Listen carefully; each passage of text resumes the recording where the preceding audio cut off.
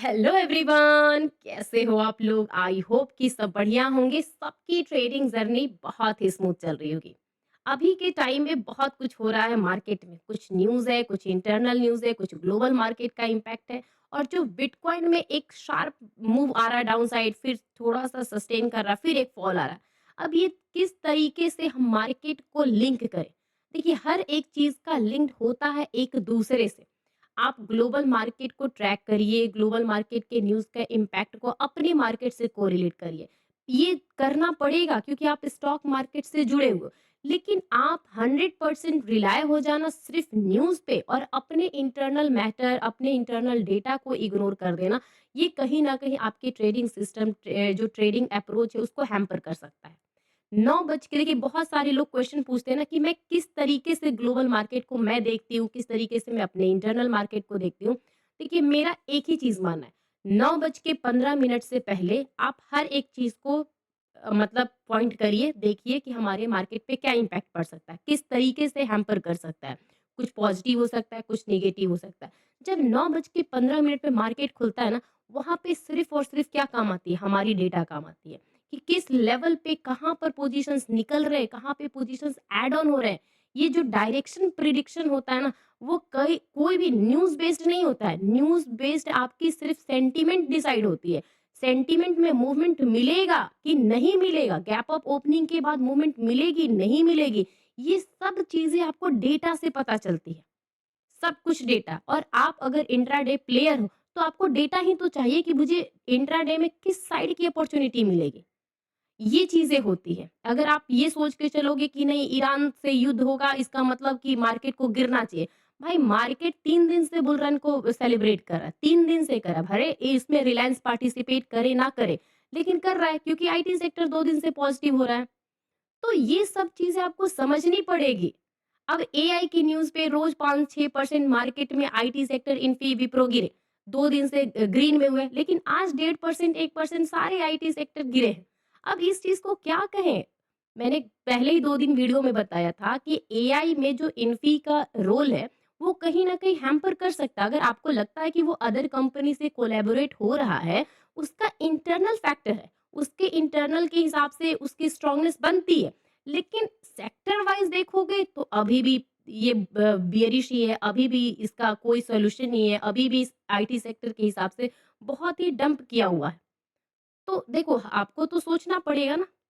तो चलिए डिटेल में हम समझते हैं और आज हमारी प्लानिंग क्या थी, मार्केट को किस तरीके से हमने सोचा और किस तरीके से हमारे मार्केट ने हमारे लेवल को प्रॉपर तरीके से रिस्पेक्ट किया है। ओके, चलिए स्क्रीन पे चलते हैं वन बाय वन। सबसे पहले हमारा काम होता है मार्केट में किस तरीके से हमने प्लान किया था। प्लानिंग कैसी थी, फिर प्लानिंग के हिसाब से मार्केट को हमने अप्रोच कैसे किया। ओके, तो प्लानिंग हमारी कल रात को जब एफआईडीआईएस का डेटा आया था वहीं से स्टार्ट हो चुका था। देखिए, 11 बजे जब मैंने आपको मैसेज किया, मैंने क्या बोला कि अभी global market flat to positive है। उस टाइम पे हर जगह पे आपको हल्की-हल्की पॉजिटिवनेस थी, फ्लैट था, पॉजिटिव था, मतलब कहीं भी ऐसा दूर-दूर तक से नहीं दिख रहा था कि सेंटीमेंट नेगेटिव हो रहा है।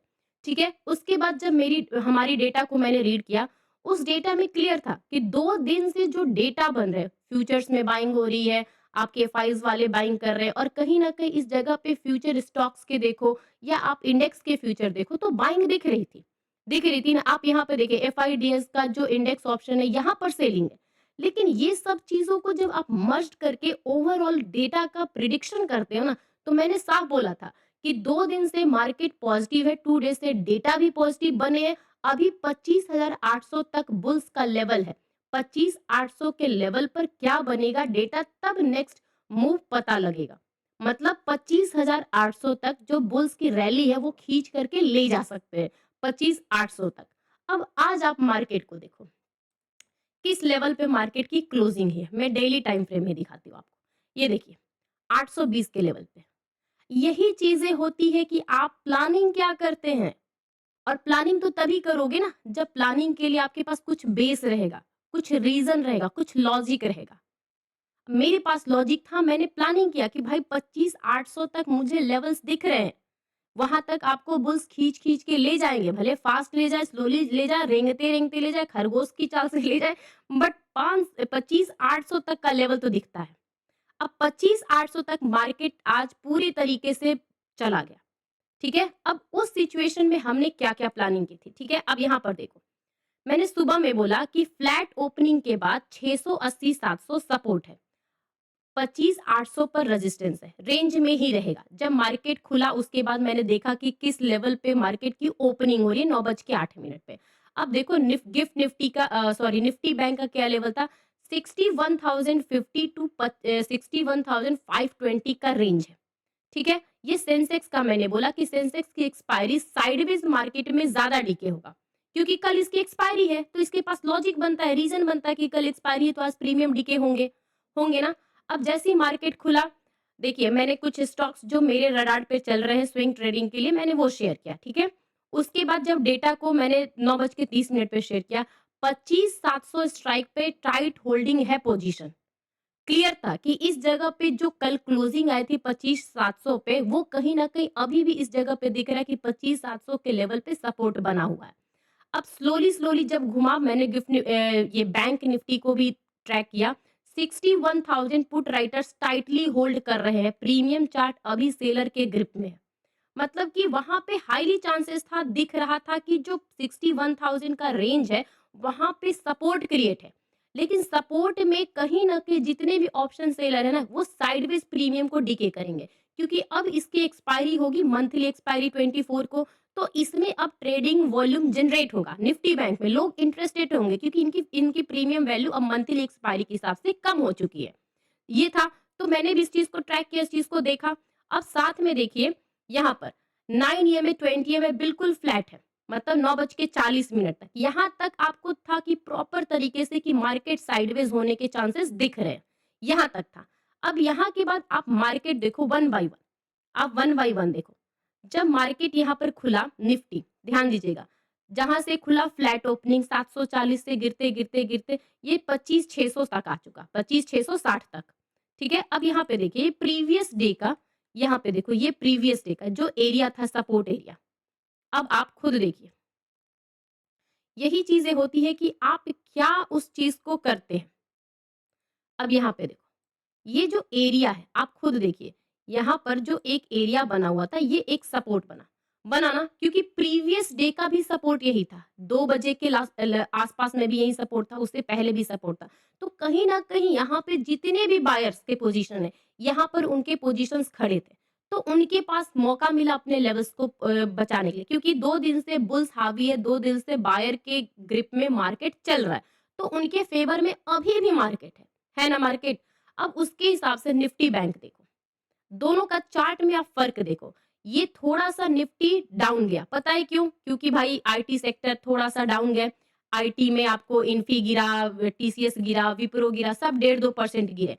तो वहाँ पे नॉर्मल है कि अगर आईटी गिरेगा तो निफ्टी पे प्रेशर आएगा, लेकिन बैंक निफ्टी में नहीं। अब आप बैंक निफ्टी का देखिए, यहाँ पर एक सपोर्ट बना 2 बजे, यहाँ तक भी मार्केट नहीं गया, यहाँ तक भी नहीं, 61,680, ठीक है? और हमारा लेवल था 60,050 के आसपास, इस लेवल तक का सपोर्ट हमने प्लानिंग की थी। अब आप खुद बताइए कहाँ से ये चार्ट लग रहा है नेगेटिव, या कहाँ से आपको लग रहा है कि निफ्टी बैंक बहुत चल चुका है, अब निफ्टी बैंक में रिकवरी आएगी, प्रॉफिट बुकिंग आएगी।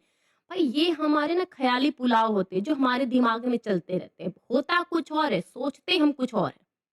तो यही सब चीज़ें होती है कि आपके सामने दिख कुछ और रहा है, आप assumption कुछ और कर रहे हो। तो ये सब चीज़ें नहीं चलेगा। कहते हैं ना, ट्रेड वही करो जो दिखता है, जो दिखेगा वही ट्रेड चलेगा। तो ये सब चीज़ें को आपको फ़ॉलो करनी पड़ेगी, ठीक है? अब उसके बाद देखिए, मैंने क्या बोला कि निफ्टी में डेली टाइम फ्रेम पर इनसाइडर कैंडल बन रहा है, ये डाउन साइड में वीक हो रहा है, बट ट्रैप कर सकता है, साइडवेज़ ही है। मैंने क्या बोला कि डाउन साइड में वीक दिख रहा है, बट ये ट्रैप कर सकता है। अब आप खुद देखिए, यहाँ पर खुद देखिए निफ्टी में लगभग में यहाँ से लेकर के यहाँ तक पूरे टाइम तक साइडवेज रहा। थोड़ा-सा डिप भी किया, ट्रैप भी किया यहाँ पर, और वहाँ से जो शार्प एकदम अपसाइड मूव दिया। यही चीज़ें होती है कि जब बुल्स हावी है तो बुल्स के हिसाब से ट्रेड करिए, नहीं तो साइड में बैठ के देखिए, बट ट्रेंड के अगेंस्ट में मत ट्रेड करिए। रिक्वेस्ट होती है, सब यही आपसे बोलते हैं, मैं भी ये बोलूँगी, जो दिख रहा है भाई उसको समझ में आ रहा है तो ट्रेड करिए, अगर समझ में नहीं आ रहा है तो साइड में बैठ जाओ, बट अगेंस्ट नहीं। तो प्रॉपर इस तरीके से काम हुआ। थोड़ा देर मैं बाहर गई, थोड़ा मस्ती-वस्ती किया क्योंकि कुछ चल नहीं रहा था मार्केट में, ओके? यहाँ पर भी मैंने बोला insider candle formation option buyer के लिए सबसे ज़्यादा डेंजरस होता है, क्योंकि वहाँ पर आपको कोई डायरेक्शन ही नहीं दिखता। ऊपर के जो कॉल राइटर हैं, वो भी प्रीमियम को डी के एन्जॉय करते हैं, नीचे के पुट राइटर हैं, वो भी प्रीमियम को एन्जॉय करते हैं और जो रिटेलर होते हैं, ऑप्शन बायर, वो ट्राई करते हैं कि अच्छा ऊपर ब्रेकआउट आया, अटेम्प्ट करेंगे फेल, फिर नीचे सोचेंगे ब्रेकडाउन आया, अटेम्प्ट करेंगे फिर से लॉस। तो ये जो एक पैटर्न होता है ना, सबसे डेंजरस होता है। तो इस चीज़ को अवॉइड करिए, समझिए कहाँ पे क्या चल रहा है। अब यहाँ पे देखिए, लगभग में 1:30 बजे मैंने बोला कि बैंक निफ्टी में क्या पॉज़िटिव ट्रेंड मेंटेन किया है, मतलब क्लियर था। अब देखिए 1:30 बजे का मेरा व्यू, लगभग में यहाँ पर, ये एरिया पे जब मैं थी, अब आप देखो पूरे दिन से 200 मतलब हर एक कैंडल हाई बना रहा है, लेकिन आप देखो रेंज देखो इसकी। यहाँ पर एक 260 का हाई, फिर 280 का हाई, फिर 2 आधे घंटे तक यहाँ पे रहा, फिर उसके बाद 320 का हाई। क्या ये मेंटेन किया हुआ है? पॉजिटिव है ट्रेंड। क्या यहाँ पे पैसे बनेंगे? भाई पैसे तो यहाँ पे बच जाए वही बहुत बड़ी बात है। हाँ, अब अगर इस एरिया में जिसने पैसे बचाए होंगे वो यहाँ पर अटेम्प्ट किया होगा, उसके पैसे बने होंगे। लेकिन क्या यहाँ तक आप सर्वाइव किए होंगे, पेशेंसफुली बैठे होंगे? ये क्वेश्चन मार्क आता है। क्या इस टाइम तक आप बैठे थे मार्केट में, ये अपॉर्च्युनिटी तक? तो ये जिसने किया भाई वो सैल्यूट है, अदरवाइज़ जिसने यहाँ पर गँवा दिया वो तो खुद समझदार होगा। समझ ही गया होगा, मतलब समय समझा देती है। चलिए वन बाय वन हमने समझा, मार्केट को देखा, ये चीज़ें हुई, ओके? देखिए, मैं एक चीज़ अनाउंस करना चाहती हूँ कि बहुत सारे लोग इंटरेस्टेड तो होते हैं सीखने में। मैंने देखा है सबके क्वेश्चन, मैसेज, टेक्स्ट मैं कमेंट सब देखती हूँ, कि बोलते हैं कि लोग मुझे सीखना है, यहाँ पर कैसे हुआ, वहाँ पे कैसे हुआ। तो चीज़ों को आपको सीखने में एफर्ट लगाना पड़ता है, टाइम देना पड़ता है। तो मेरी लर्निंग क्लास है जो मैं नॉर्मली बहुत सारे अभी भी हमारे 50 मेंबर्स हैं जो कंटिन्यू कर रहे हैं। तो उनका आउटकम बहुत अच्छा है, रिस्पॉन्स अच्छा है, चीज़ें वो सीख रहे हैं। कम से कम वो जो लॉस करते हैं, मेरे कहने से वो लॉस मैंने क्लियर बोला कि जब तक से चीज़ें आपको समझ में नहीं आए, कम से कम अटेम्प्ट मत करिए। जब लूज़िंग डे हो या एक बार ट्रेड लॉस हो गया, प्लीज़ अवॉइड करिए।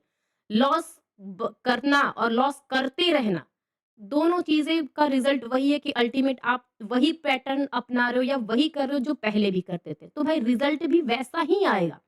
अगर जो भी लोग इंटरेस्टेड हैं आप जॉइन कर सकते हो। ओके, लिंक मेरे टेलीग्राम ग्रुप पे है, लिंक यहाँ पर है, आप यहाँ से हो। ओके, बिल्कुल ही नॉमिनल फी है जो आप आराम से एक ट्रेड में लॉस कर देते हो, इतना तो आप एसएल हंट कर सकते हो कि उतने में आप एक अच्छे तरीके से डिसिप्लिन वे में कुछ सेटअप, कुछ स्ट्रैटेजी, कुछ चीज़ें आप सीख सको। कुछ कुछ ऐसी चीज़ है जिससे आपको प्रैक्टिस करने से मतलब अच्छा रिज़ल्ट मिलेगा। ओके? चलिए, अब इस तरीके से मार्केट आज प्रॉपर तरीके से बुल्स के फेवर में फिर से गया है 3 दिन से कंटिन्यू, और कल सेंसेक्स की है एक्सपायरी, ठीक है? तो हम अब समझते हैं कि कल क्या होगा। मैं अभी भी कह रही हूँ, जो आज अगर एफआईडीएस का डेटा आता है तो किस तरीके से फ्यूचर्स में पोजीशंस बने, क्योंकि ये मंथली एक्सपायरी कंटिन्यू होगी, 24 तारीख को मंथली एक्सपायरी है। तो उस हिसाब से हमें ट्रैक करना होगा कि फ्यूचर्स में क्या पोजीशन बन रहा है, क्योंकि मंथली एक्सपायरी इंडेक्स की भी होगी, निफ्टी, बैंक निफ्टी इसकी और स्टॉक्स की भी होगी। ओके? तो अब यहाँ पे देखिए, डेली टाइम फ्रेम के हिसाब से 730 के ऊपर यहाँ पर इसकी क्लोजिंग हुई है और यहाँ पर ये 820 के पास, और ये हाई बिल्कुल ही हाई 61,550। तो देखिए, यहाँ तक बुल्स ने प्रॉपर तरीके से ट्रेल कर करके पोजीशंस को ट्रेल कर दिया। लेकिन इस जगह के ऊपर टिकना, हो सकता है कि मोमेंटम स्लो हो सकता है कि मोमेंटम आपको उस तरीके से इंट्राडे में अपॉर्चुनिटी ना मिले, क्योंकि यहाँ पर आपको कहीं न कहीं जो ऊपर के लेवल पे एक वॉलेटिलिटी आती है, वॉल्यूम आता है, वो मिसिंग रहता है। तो कल देखने की ज़रूरत है कि इस जगह पे क्या 820 के लेवल पे कोई मूव आ रहा है? अगर आ रहा है तो समझ जाना कि अभी भी कंटिन्यू होगा। तो हम लेवल्स कैसे समझेंगे? यहाँ पर आराम से जब तक से 700 साढ़े 700 इस लेवल के ऊपर है, 720 80 नहीं, 750 और 20 के ऊपर, तब तक से ये प्रॉपर तरीके से बुल्स के फेवर में है। मैं बुल्स के फेवर में क्यों कह रही हूँ, ये देखिए 760 देख रहे हो ना? जब तक से इसके ऊपर है मार्केट, ठीक है? शॉर्ट नहीं बनेगा। जब तक से इसके ऊपर है, शॉर्ट साइड का सोचना भी मत। यहाँ पर आएगा, एक बार सोचना है कि यहाँ पर क्या होता है, प्रॉफिट बुकिंग होती है कि फिर से सेलर हावी होंगे कि फिर से बायर अपॉर्चुनिटी क्रिएट करेंगे। ओके? अब उसके हिसाब से देखिए, मेरा पॉइंट ऑफ व्यू क्लियर है। अगर जब तक से इसके ऊपर है 760-50 के ऊपर आराम से पोज़ीशंस आपको धीरे-धीरे 880 तक का खुला है। ठीक है? 880 तक। 880 तक मेरा दिखता है स्पेस। अब 880 और यहाँ पे 750 ये रेंज बन चुका है। अब इस रेंज में प्ले करना है। जब तक से इसके नीचे नहीं जाएगा मैं ट्रेंड नेगेटिव नहीं मानूँगी, मैं एक भी सिंगल ट्रेड शॉर्ट साइड की नहीं करूँगी। लॉन्ग साइड का व्यू रखूँगी अगर डीप में मिलेगा तो फिर से। लेकिन इसके ऊपर तक, इसके नीचे जाएगा तो व्यू चेंज हो जाएगा। ओके? उसके हिसाब से करिएगा। अब निफ्टी बैंक देखिए, इसकी भी भाई इंटरेस्टेड मतलब एरिया में है, टाइम के हिसाब से प्रीमियम भी इसके अब सस्ते हो गए हैं, तो कहीं न कहीं बहुत सारे लोग इसको भी इंटरेस्टेड होंगे ट्रेड करने के लिए। तो जब तक से 380 के ऊपर है, ये बुल्स के ग्रिप में है और इसके ऊपर कम से कम आपको अब मान के चलो 500 जो पहले ही बार ये डेली टाइम फ्रेम पे कैंडल बना था, इसका तो हाई एक बार के लिए है ही, लेकिन ये 764 नहीं, अब इसका हाई आपको कम से कम 820 तक मान के चलना होगा कि यहाँ से लेकर के 820 तक की एक रेंज बनी है, ठीक है? इस रेंज के अंदर आपको प्ले करना है। जब तक से इस एरिया के ऊपर है, एक भी सिंगल आपकी ट्रेड शॉर्ट साइड की नहीं बननी चाहिए। अगर यहाँ पर आता भी है तो अपने आप को पहले वेट एंड वॉच करना कि पोजीशंस किस तरीके की बन रहे हैं, क्या चेंजेस आ रहे हैं, ठीक है? यहाँ तक का मेरा डोर ओपन है। ओके?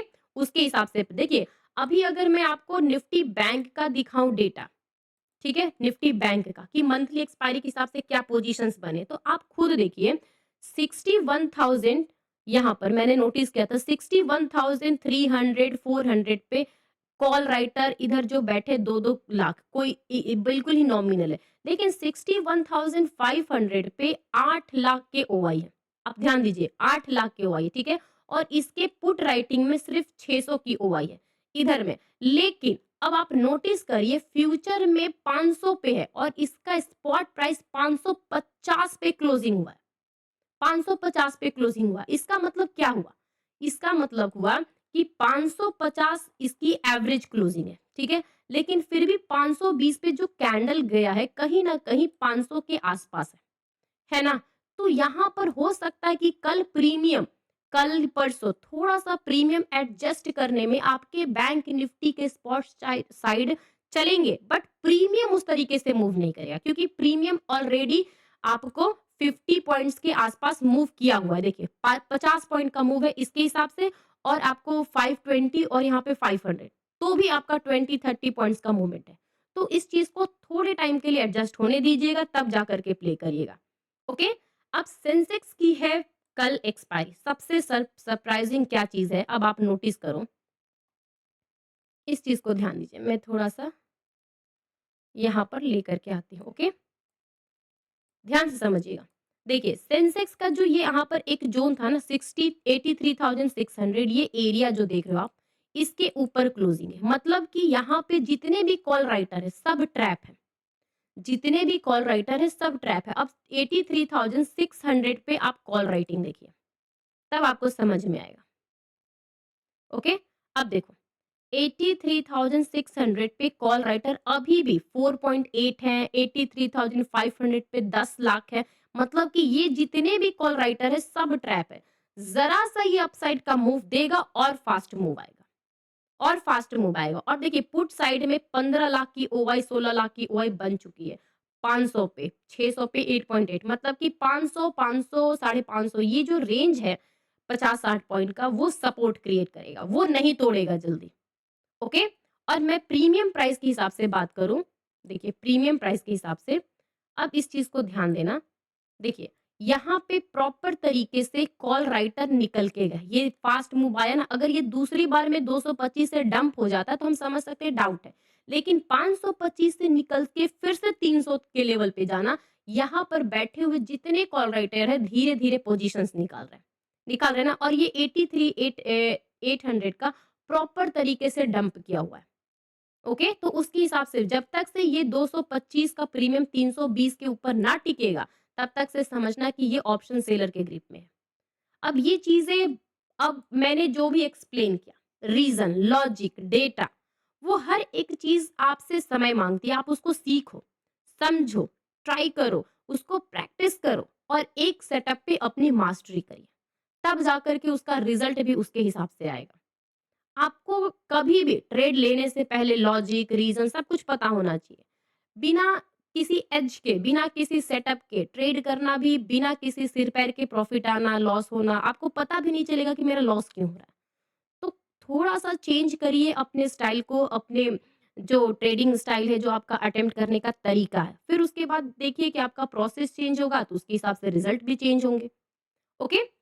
चलिए टेलीग्राम ग्रुप का लिंक मेरे डिस्क्रिप्शन बॉक्स में रहता है, आप वहीं से जॉइन करिए और कोशिश करिए कि चीज़ों को अपने प्लानिंग के हिसाब से करिए और डेफ़िनेटली वीडियो अच्छी लगी होगी तो लाइक करिएगा। देखिए मैं जनरली बोलती नहीं हूँ कि लाइक करिए, नहीं करिए क्योंकि आपके चॉइस के ऊपर है। बट अगर आप लाइक करिएगा तो मुझे लगेगा कि मैं जो एक्सप्लेन करती हूँ शायद आप लोगों को पसंद आता हो। Okay? Have a good day, enjoy your day, thank you.